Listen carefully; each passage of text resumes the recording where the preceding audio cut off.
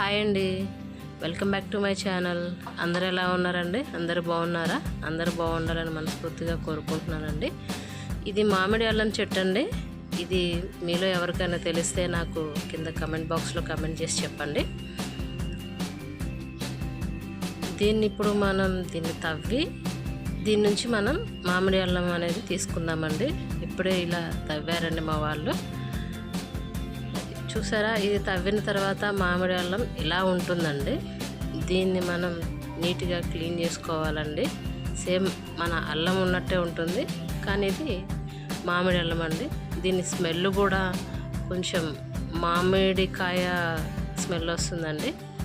ఒకసారి చూడండి, అదంతా క్లీన్ చేసిన తర్వాత ఇది ఇలా ఉందండి.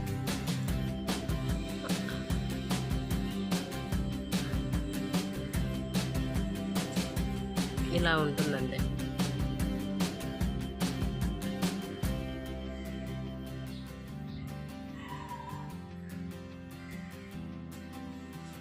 ఇప్పుడు మనం దీన్ని నీట్గా క్లీన్ చేసుకోవాలండి.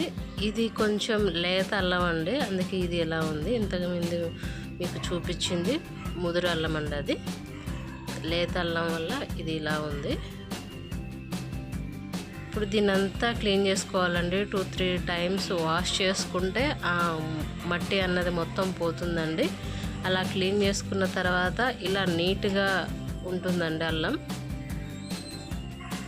చూసారా, ఇది మొత్తం క్లీన్ చేసుకున్నామండి మేము. మట్టి లేకుండా, ఇసుక రాకుండా చూసుకోవాలండి. ఎందుకంటే భూమిలో నుంచి తీసుకున్నాం కాబట్టి ఇసుక అనేది ఉంటుంది.